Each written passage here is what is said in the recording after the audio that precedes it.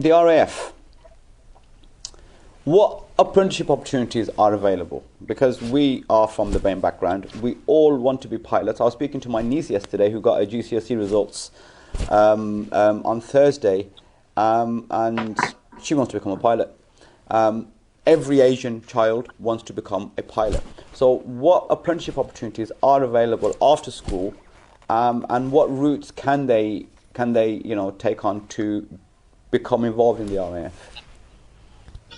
Well, firstly, Abid, congratulations to anybody who aims high. I mean, and good on them as well. I mean, the pilots in the Royal Air Force are amongst the best in the world, and absolutely.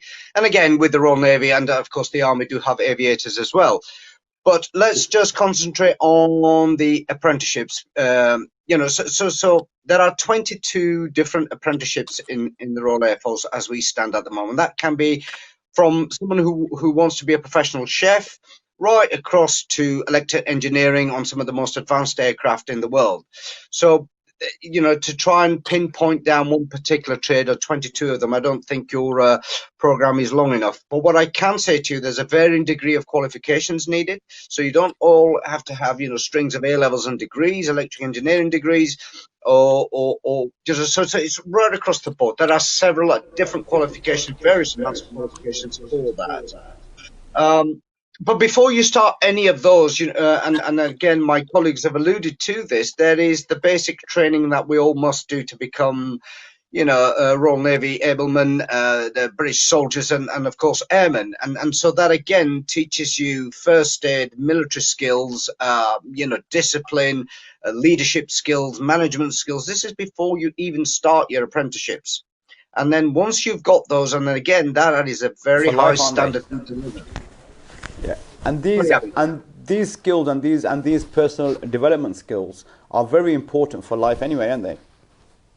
Well, absolutely. Let's take discipline. Even from getting up in the morning, making your bed, and then coming downstairs and getting yourself ready is a discipline. And once you get that, then you can build on it. Marching, people argue and always say to me, why do we march? Well, to move a group of men and women from one area to another in nice formation, it takes some skill. It really does. So even that is discipline. And again, Edmund alluded to ironing his kit in the morning, and I'm sure it looked very smart. All of that is important. We all must learn those lifelong skills, and it'll stay with you. Look, my father, may rest in peace, was a Royal Navy. He was in the Royal Navy, and he loved it. So, I mean, he used to spin little stories when I was young, and so I blame him for joining the Air Force. I couldn't swim at the time, and foolishly I thought if I can't swim, then the Navy won't have me. So I joined the Air Force.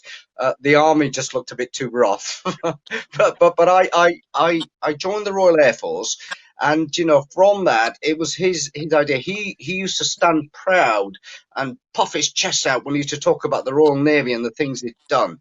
It stays with you for life. It gives you discipline. It gives you all the managerial skills you'll ever need. And you get an apprenticeship. And I'll tell you now, I know colleagues who have gone off to places like the Middle East, where they continue their work they've learned, the skill they've learned in the military, they take out there in the Royal Air Force. If you're working on an aircraft, the most advanced aircraft in the world, that we're not going to just release you with a spanner and a hammer and say crack on. You get trained to a very high level, and then off you go to you keep that qualification for the rest of your life. And one can go to any of the other bigger organizations and you'll find quite a few people in quite high level positions who belong to the British military.